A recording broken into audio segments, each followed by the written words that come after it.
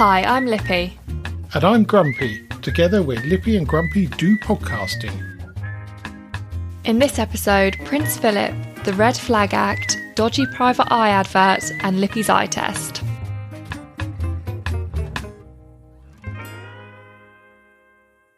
Now, Lippy, another Yes. episode and another notable person passing, sadly. Everyone seems to be disappearing, don't they, these days?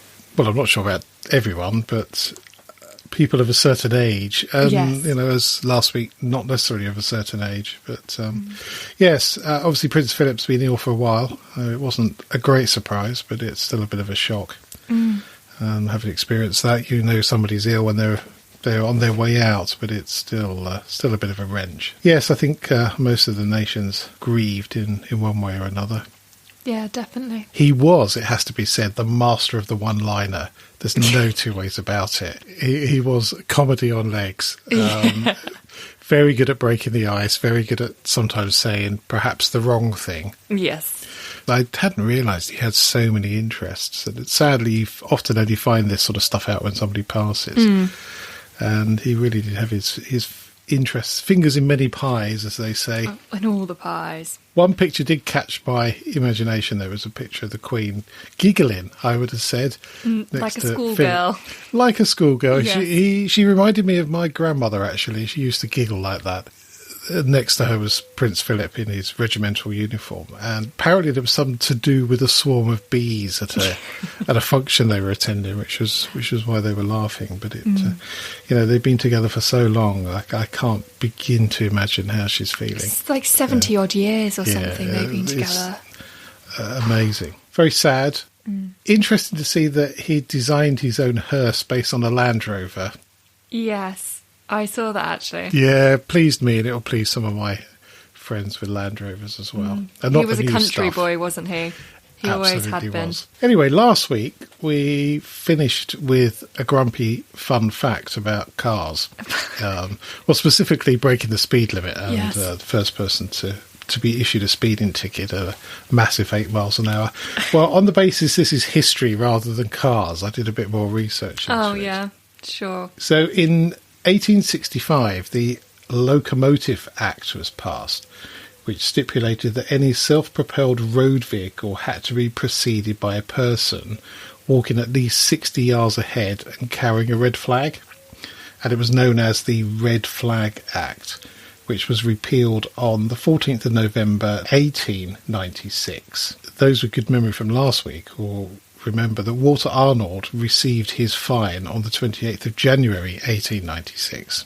Yes. So not only was he fined for speeding, and this accounts for the size of the fine, many other things they threw at him, including not having the man with the red flag. Ah, okay. Because obviously if you're travelling at 8 miles an hour, you've got to have somebody running. who's quite... Well, Usain Bolt would seem Light to be. jog. Yeah. With the red flag, which it clearly wasn't there. So that's why that's why the fine mounted up. And also he was, and it was cost as well, which was quite a large proportion of that. So it wasn't only that. But we also talked about number plates, because I wasn't quite sure when they started, but they were introduced on the 1st of January 1903. And I guess they must have retrofitted them back onto existing cars. So first number plate, not unsurprisingly, is A1. I wonder if that still exists, that number plate. Almost certainly. We'll have a look in Somewhere. a minute. It was issued to a gentleman, issued to Earl Russell, who made his butler queue up overnight at the London County Council offices to secure it. So you can see owning a car, fair dues if you got the staff, that's great. So obviously car owning in 1903, which is not that long ago really, was only for the very, very wealthy. So the A1 registration is still in existence, not surprisingly, and it's on a black Mini. Oh, cute! That'll be a Binny rather than a classic Mini. It was bought on 1st of November 2019 for £1.2 million. No! That is someone with too much money and didn't know what to buy. Well, so they clearly. bought the first ever number plate. Clearly, but what a thing to have. Sure, is that road legal though? Because they need a certain amount of letters and numbers in them now, don't they? Well, it changed throughout the years. When I was growing up, the car number plates had the year letter on the right-hand end, and then it's swapped round for around about the time you were born. So they've mixed and matched it over the years. And as the number of vehicles grew, I mean, back in 1903, they probably think there'd only be 10 or so. So obviously that's changed dramatically. That is a stupid amount of money to spend on a number plate. It is, and it surprises me how much people do spend on number plates. I think it was, I can't remember the chap's name that runs Pimlico Plumbers, and all of his vans have got some sort of personalised number plates on them, and he buys them as an investment. Still crazy. It is crazy. And also, if your car's stolen, you lose the number plate. Yeah, well, it does also make your car easier to spot, though. Yes. Because we had friends that had a car stolen, and they all had personalised number plates, and it was like 4 villages over in a car park, and someone spotted it and called them. Yeah. It was like, your car's in this car park. Yes, I think that's quite a common tactic. They dump them and see if they recovered, Yeah. see whether they've got a tracker on them or not. We had a WhatsApp message from Davros, slightly odd WhatsApp message, I have to say. He's talking about the pronunciation of bosom, and I'm not quite sure what he's getting at. I think he might be being a bit smutty, so we'll skip over that one. He then mentions a TV series called Callan, which I have to confess I have no recollection of whatsoever. I've never heard of it. Which surprises me, because it's a spy-type, Cold War-type series from a little while ago. But apparently it's on Thursdays on Talking Pictures TV at 4 a.m, so I'm not going to be getting up to watch that. No. What are you doing up at that time, Davros? Well, he also mentions useless superpower, and refers to a mutual friend of ours that has the ability to dry up an entire pub just by walking in there. So, yes, we know who you are. It's a bit cruel, but fair. Now, Lippy, good news.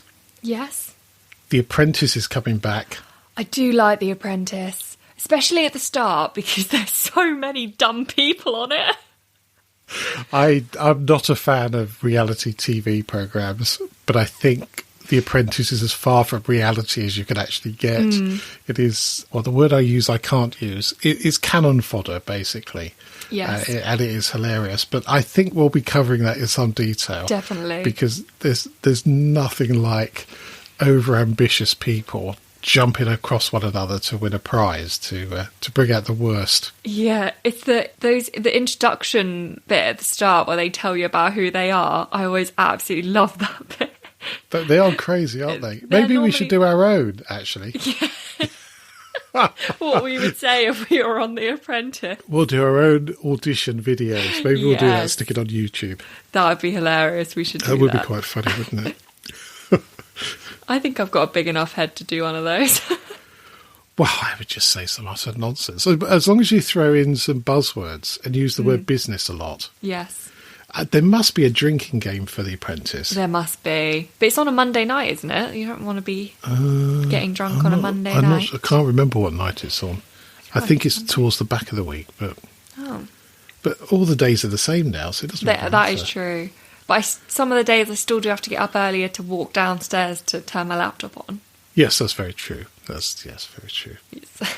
Well, you can always have soft drinks. Yeah. Or snacks. All night. Yeah, well, snacks. That's true. Snacks. Or cheese. Yes.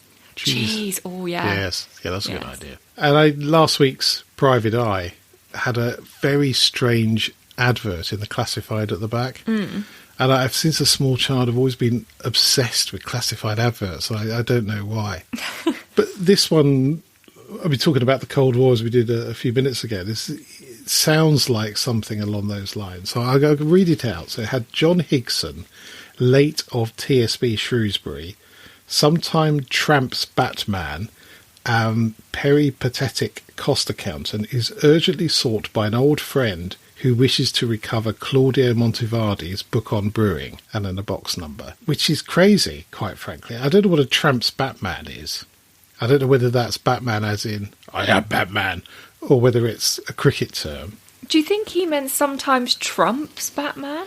No, I don't. I think this is very specific, and Claudio Montevardi has never written a book on brewing, as far as I could find out on the internet. So there's obviously...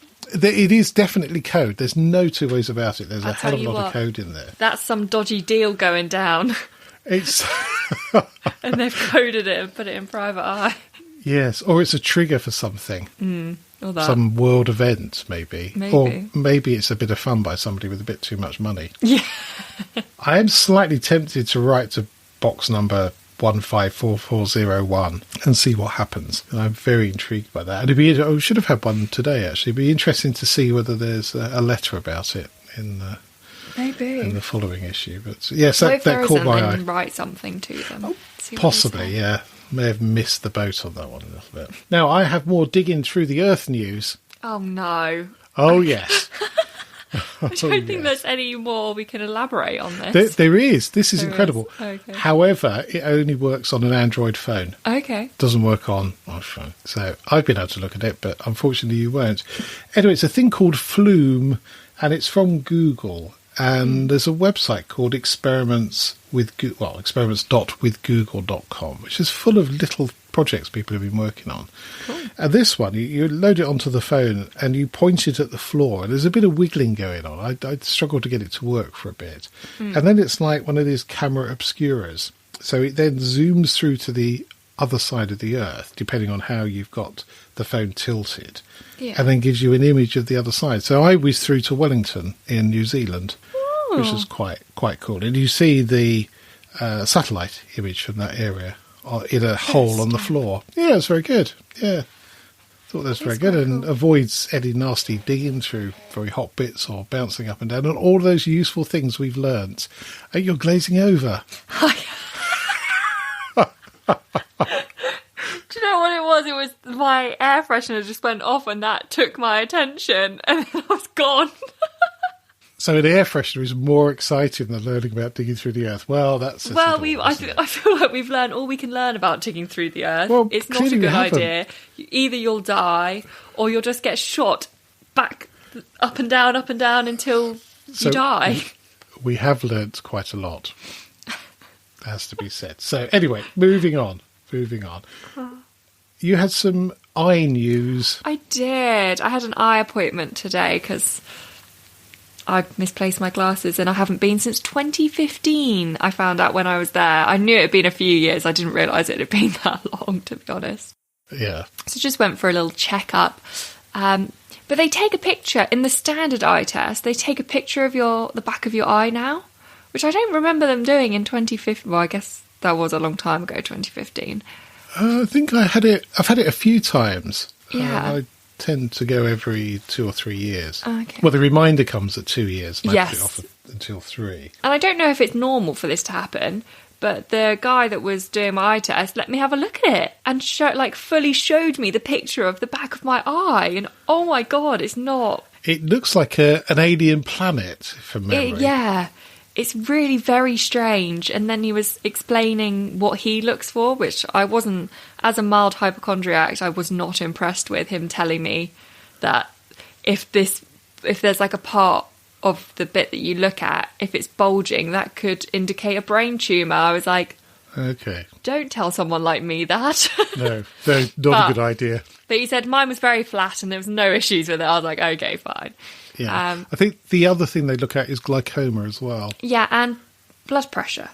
They can tell from the veins in your eyes, which is weird. But you can see the little dot that is the only bit of your eye that's in focus, and then the rest of it's... Yeah, it's very creepy. I mean, I thought it was quite cool, but it was also... I didn't look at it thinking that was inside my eye, if that makes sense. Yes, I know what you mean. It's so odd, you can't think it's part of your body. But also, you've got light in there as well, so there's a few things. But those tools are very important. And there is a history of glaucoma on my side of the family, so it is worth getting it checked. I told him there wasn't, so I will change that. Yeah, well, I think my dad had it, but we're never sure because he was very ill at the time. Although he did say only parents and siblings, not grandparents, because I said diabetes, possibly. And he said no, not if it was your grandparents. So I went along, got my prescription decreased, which is interesting. Good, yeah. Means my eyes aren't too bad. My eyes are perfect. They're just lazy. And in the afternoons, they're common. That is typical for me, isn't it? I have lazy eyes, and once it gets to the afternoon, they don't want to focus anymore, so I have to wear glasses to help keep them focused. Yeah, I know what you mean. I had quite a long day yesterday, and by the time I had finished, our eyes, I think, had set to a distance of about 2 foot, 18 inches. And then when you go downstairs and start looking at things, it's a bit of a struggle, to be honest. So that's why I look out the window quite a lot. Well, that's one of the many reasons. Well, I think that's why I get so distracted at the moment, because I don't wear my glasses. My eyes then go out of focus, and once your eyes go out of focus, then I'm just gone. That's the day done, isn't it? Yeah, I'm just looking around, playing on things, not really staring at the same screen for about 5 minutes. But yeah, so I paid an extra $3.99 to have them delivered to my house, because it takes a week to come to the house or 2 to 3 weeks to go to the store. So I was like, oh yeah, no, get them. After paying £133 glasses. Yeah, it's worth paying for the lenses. I've had cheap and glasses. I got the blue light ones too. I went all out. I treated myself, Yeah, I'd be interested about the blue light ones. I've never had those. I've always had the anti-reflective ones. But I sort of thought with the blue light ones, does that mean you're not going to see all the colours on the screen? It dulls out the blue colour a bit, but I don't work with anything that needs colour, like proper colour. I don't need to... If it's a bit yellower than it is blue, then it doesn't really make a difference to my job. It's not like I'm looking at pictures or anything. So there is a nighttime mode, certainly on my phone and some other tablets I've had. And when that kicks in, it's really weird. Yeah, I have my phone and my laptop both set to nighttime mode all the time at the moment, because my eyes have been bad. So I keep them on nighttime mode just to stop the extra strain on my eyes. Oh, maybe that's why you've been falling asleep. I don't fall asleep at work. Shh. Don't tell people that. I work very hard. I know you do. Very hard indeed. But yeah, I would highly recommend Vision Express in not in Camberley, in Sandhurst. They're lovely people. It was in the Tesco, which was weird, but it was cool. And yeah, he was chatting away. He was telling me all these things about my eyes, which I didn't know. It was great. Very good. Yeah, I've never met an unhappy optometrist. No. If that's the correct term. They always seem to be quite jolly for some reason. Yeah. Really I guess because they're helping people, and they get to put really daft-looking spectacles on people as well. I know. When I went in, he said that. He was like, well, the methods we use haven't really changed much since your last appointment, other than maybe they're just a bit newer, but he's like, they look exactly the same. They still put the weird glasses on your head and then flick in different things while you have to read letters. And then they ask questions like, which is clearer? I don't know. I mean, it was pretty obvious to me. Well, sometimes, yeah, when they start off with the massive variance, but they work their way downwards, don't they? Maybe because I don't wear glasses. I don't have that many. I only had two options, normal or something else. I don't know what else it was. Yeah, well, I had varifocals for the first time a couple of years ago. They took a little bit of getting used to, because you end up moving your head all over the place to see the right thing, which is a bit odd. Absolutely, but I've then got fixed lenses for the computer, and I find myself doing that still, which is ridiculous. But yeah, just habit. Anyway, with the lockdown lifting a little bit, we went to see some friends on Friday. Yes. Who we've talked about in the past, the Dorking cat killer. Yeah. Who I'm pleased to say has not had any further incidences with cats since we last spoke about her back in February. That's good. But we got there, we were shivering in the garden somewhat. It was a bit cold. And we asked husband of Dorking cat killer, so what did we have to see them for a good few months. What any news? He went, no, not really. No, nothing. Just no, nothing. So then the Dorking cat killer came in, and I said, Paul said there's no news. He went, oh yes, loads of news. So daughter's moving, son's got a new job, we're having a massive kitchen extension, and something I can't talk about. Oh, so there has been something going on. Oh yeah. Oh, and we've redone half the garden as well. That's that's typical, though, to be honest. That is typical blokes, and I'm guilty of that from time to time. What has that? I don't know. I haven't paid attention. Yeah, I don't remember what we've told you, and the missus talk, so they probably tell you everything anyway. Well, that's absolutely right. And you go to the pub and you talk absolute nonsense for an hour and a half, and you come out, what do you talk about? No idea. No idea. Blokey banter. Absolute nonsense. Yes, but it was good to get back to some semblance of normality. Yeah, it was. Well, I haven't actually done anything since, well, not since the new pubs and shops and things. Oh, no. Some of those pictures, though, outside of Primark and TK Maxx, oh my God. And you know it's going to be worse at the weekend when more people are off. Oh, probably, yeah. A friend of mine did go to the pub on Monday night, and he said it was absolutely rammed. He said it was, and not very much distancing either, which is a bit of a worry. Uncomfortably rammed. It is, but we'll see how that turns out. It'll settle down as people get less excited about it. Well, interestingly, the swimming pool's open this week, and I booked the 6:30 slot, as I would normally do on a Monday. And I normally cycle down because it's less than a mile to the leisure centre. And if you go in the car really grumbles about being started and being driven for less than a mile and being an old and slightly cranky like its owner. Yeah.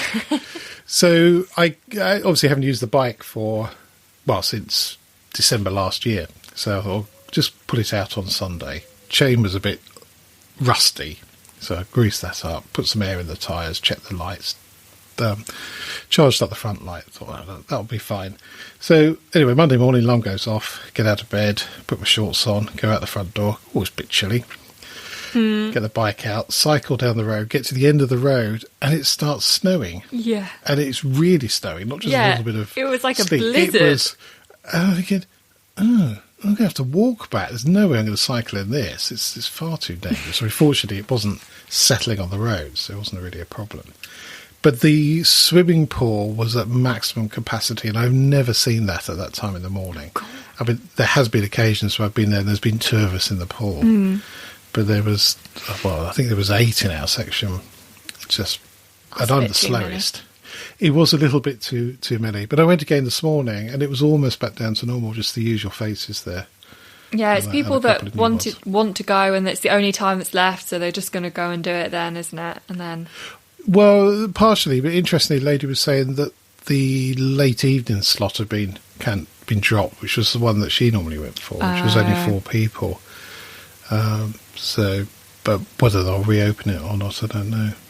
But say today was almost back to normal. And the gym wasn't overly full either, which was quite interesting. Anyway, it was good to get back to do some sort of exercise, to be honest. Do you know what I'm looking forward to, though? I'm looking forward to going on holiday. Yes. And I realised the other day I might have to go on holiday by myself. Really? Well, I'm double vaccinated, so I'm cleared to go anywhere. Oh, that's true, actually. I can do whatever I want. Well, no, whatever I want, obviously, but I can go into any country, they'll let me in. It's fine. I may have to quarantine, so I might have to check that, but... I think you are banned from F1 or 2. I'm not, no. The French love me. But yeah, so I'm feeling like I'm just going to book myself a little holiday by myself. Oh, interesting, yeah. I note that the vaccinations for 45 and overs open this week. Yeah. And the website crashed through to volume. So yeah, which is good news. People are just getting it over and done with. Absolutely, yeah. Which was my feelings on it. I didn't particularly want it in the sense like I felt like I needed it. But I just got it over and done with. And it's all done now. Got started on Sunday. And now I don't have to get it ever again unless I feel like I want to. Well, I don't know if there'll be a top-up. We'll see what happens. Well, that was my top-up on Sunday. No, but a bit like flu, where you have one every year. Which I know is slightly different. I probably wouldn't get one, though, next year. Well, you might... Well... Unless we always said we weren't going to discuss coronavirus, and let's not go down this road. We're heading down that rabbit hole. So yes, well, we got ours on. I think it's the 5th of June, so we've got a few weeks yet to go. So I came across an interesting. Well, it was not an article; it's actually an email list that came around that suggested that all estate agents are aliens. Yeah. That wouldn't one be of that the shocking. No, it wouldn't be. And the guys put together quite an amusing dossier of examples that prove that property people are aliens. And one of them is the number of synonyms they've got for the word tiny. quaint, charming, cosy, ideal for a first-time buyer, easy to maintain, bijou, well-proportioned, great investment, deceptionally spacious, and small. Yeah. Yeah, that is a lot of words for tiny, isn't it? Yeah, and using the word boasts in a sentence, like this home boasts flexible living space. It is a bit Who bizarre. even knows what that means? Yeah, absolutely. And he's picked up on one thing that has always not irked me, but I got, that just sounds a little odd, that's all. And it, particularly with Homes Under the Hammer, where they have, obviously somebody buys the home, does the work on it, and then they have a valuation for selling and for renting. And they always come up with a figure and then suffixes with per calendar month. Why do they do that? What, for renting? Yeah, so it'll be £700 per calendar month. And they always deliver it the same way as well. So it's the amount of money, pause, per calendar month. Why do they use the word calendar? Well, I guess it's to avoid 4 weeks. But per month? Yeah, but a month is slightly misleading term. It's not. It's not a fixed unit, is it? So some people might treat it as 4 weeks, and other people might treat it as a calendar month, which is not a fixed number of days because of. Interesting. Well, because of the number of days in months, I suppose. Wait, so I don't understand why you find it weird that they say per calendar month after. It's the delivery more than I was anything. gonna It's say. the figure pause per calendar month, and they always seem to say it the same. It's as if they've all gone to some sort of Training estate class. agent school. Yes, exactly. To how to deliver prices on rental properties. It's very, very funny. We had our valuator here on Monday.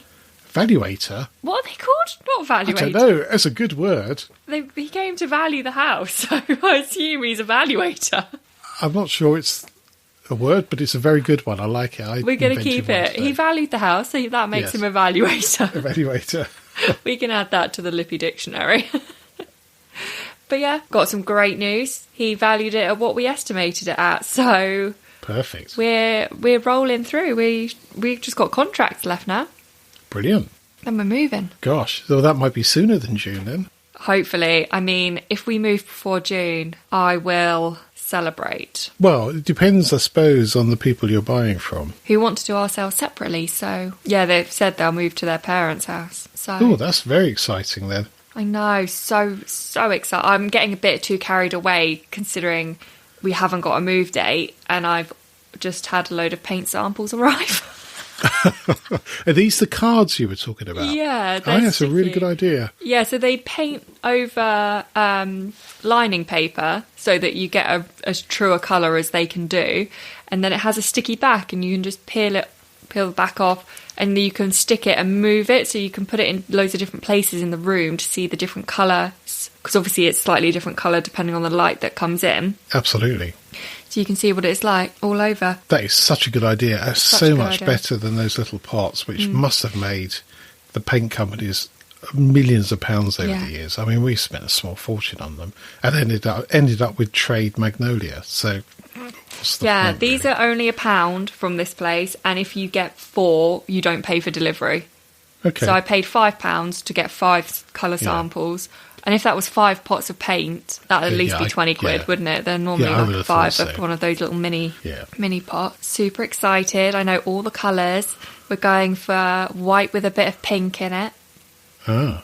So it's not white, but it's also not magnolia, because I really don't like magnolia. So you've gone light pink, basically. No, it's white with a it's not. pink It's- base. no, it's honestly, light it's not pink. pink. Like, Light it's not pink. pink. It's Light white pink. It's with a just pink base. It's white boasting pink. You wouldn't know it was pink in it, though. Well, what's the point? Put white on then. Because then it's not like white in your eyes. Well, there must be pink. You must be able to see the pink, otherwise. No, it's just what's warmer. the point? Oh, okay. Just a All right. warmer white. Are we allowed to say which paint manufacturer this is? Yeah, it's Lick. Lick. Lick. You don't want to do that. Definitely don't want to lick. Do you know what? That is exactly what Chris said to me when I sent him the paint sample. He saw Lick. He was like, oh, I wouldn't lick that. What bizarre name. It is strange. I think it's like a lick of paint. Oh, yes. Yeah. Yeah. Yeah, see when what you they've think done about there. it does actually, it makes quite a lot of sense. But When you initially, you're like, no, it's a lick of paint. You lick. Oh, very good. Well, we look forward to seeing your handiwork in not Yes. too distant future. Not too distant future. There may be an SOS call. I'm gonna sure give there it a go. will be. See what That's the happens. best way to learn. Always Yeah. the best way to learn. It's my house. I want to rip it apart. Absolutely. It's when you drill through a water pipe on a Sunday night that... I've been told I'm not allowed to knock any walls down No, don't do that. or pull any baths out prematurely.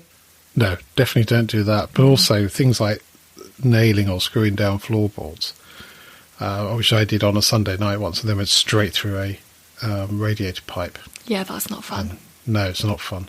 No, you try getting a plumber on a Sunday night. I would say that was a water off. Well, the problem is because it's a heating pipe. It doesn't. You've then got to you've got to drain all the heating. Yeah. That's not fun. No, not fun at all. No. Please tell me it wasn't in the middle of winter as well. No, it was towards the end of summer, and it was the day before we were having carpets put down, which is why I was on my own. Well, at least you didn't have new carpets put down. Well, it flooded through downstairs, Oh my god. so it came through the ceiling. That is a palaver. Yeah, it was a palaver. I've had a few of those that have been induced by DIY catastrophes.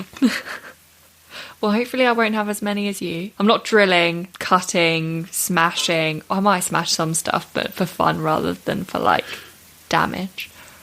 But the way I look at it is you learn by making mistakes. You know not to do it next time. I feel like I don't want to make mistakes, though. So I'll avoid all of the things that could go very badly. And I'll just do the more fun things that would go badly in the sense of, like, it wouldn't take that long to fix, or you could just leave it and get someone to come in and help. I'm very gung-ho, and I think a lot of it, my dad was a carpenter, and with the exception of plumbing and wiring, he was pretty good at the other trades as well. His plumbing skills were legendary. He didn't believe in solder joints at all, just cold compression joints, which were a work of art. And wiring he never got the hang of, and I remember at the flat I had, I was trying to fit a switch or something move it from one side of the room to the other. And I said, we'll just twist these cables together, that'll do the job. And he looked at me and went, that's never going to work, is it? Of course it is. Look, you got these colours. And I did it, and he went, I really don't understand electricity. If two wires are touching, the electrical force. Well, there is that, but also one spectacular DIY disaster, he connected all the reds together and all the blacks together. But of course, if you've got a light switch, it doesn't work like that. So there was a very loud bang, and he went through quite a lot of fuse wire that day. So, yeah. Hey ho. Anyway, any news on my pyjama bottoms? No. Oh. I have been exceptionally lazy and not done them. What did I do? I feel like I did. Oh, we had to prep for this valuation. We had to prep for the valuator. So Saturday and Sunday was deep clean, hide any messes, stick things into place. We super glued. I didn't, Chris, super glued a bit of wood that had come off the wall, super glued back on. 2 minutes later, Laura, how do you get super glue off your hands? Oh no. I was like, how much super glue? A lot of super glue. I was like, we have white spirit in the cupboard. I went and got the white spirit to see if that would help get it off. No. So I said to him, just don't touch anything until it dries. Yeah. And then once it's dried, I was helping pick it off his hands, and then he soaked them for a bit, and then the rest came off. But I don't know what he was doing because his hands were absolutely covered in super glue.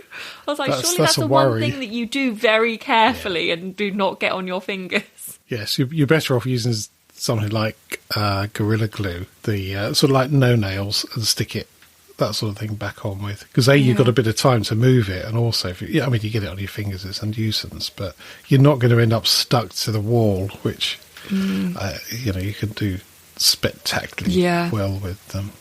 But we also did a bit of grouting. Was it very grouting? Good. But between tiles. between the tile and the work surface in the kitchen, behind the sink. Was it gratting or was it some silicone? Silicone. It was sealant. Sponge. Yeah, sealant. He did that as well, which I was well impressed with. It's come out well good. It's a bit messy, but it looks home done. That's how we'll put it. It looks home done, but it looks so much better than it did before. Oh, good. I've been bombarded recently with various silicone gun attachments and devices because it's quite hard to get a nice, even run of it. And I think the professionals work backwards, if you see what I mean. Oh. Maybe not. Maybe I've imagined that. His technique was do the whole thing, then run your finger back along it. Yes, that's what I do. And then a wet wipe finger the mess off the top and the... Yeah. Yeah, and I think I've got a little trowel thing for doing it as well, which is quite good. Anyway, you'll be pleased to know that valuator is a word. It is? Okay. Yes, well done. I was going to say, it's made sense. He was valuing the house and makes him a valuator. Yes, absolutely, yeah. Cool. I'm glad. So, Lippy, have you got a top tip for us then? I do have a top tip based on recent events that have just been spoken about. If you are going to use super glue, use it with care and don't get it all over your hands. Very, very good advice. Yes. Directed at possibly one person in particular. Yes. Excellent. I have I'm not sure it's a fun fact, but it's an interesting fact. Ooh, we like an interesting fact. So in 1963... Major League Baseball player Gaylord Perry said, "They'll put a man on the moon before I hit a home run." Fair. On July the 20th, 1969, 1 hour after Neil Armstrong set foot on the surface of the moon, Perry hit his first and only home run whilst playing for the San Francisco Giants. No. According to this... That is some serious manifesting there that he's done. Serious manifesting? Yeah. That's not a phrase I've heard. You don't know what manifesting is? Well, I know what a manifest is, but I don't know what manifesting is. Manifest is when you think something into reality. Well, he said it. That's a prediction. Yes, I mean. So, he predicted that would happen and then it happened. So he manifested that. He knew he wasn't going to do it until someone stepped up. I can't believe an hour after it happened. An hour after, yeah. That's crazy. That is a fun fact. That's fun and interesting. I like it. It is, isn't it? We've covered both bases. Pardon the pun. That's it for this podcast. Thank you so much for listening. You can help spread Lippy and Grumpy's view on life by leaving a review on your favourite podcast platform. If you're not sure how to leave a review, or if you download from Spotify, there's some help at lippyandgrumpy.uk/review. And if you would like to get in touch, email podcast@lippyandgrumpy.uk. So it's goodbye from me. And goodbye from him. Goodbye. Goodbye.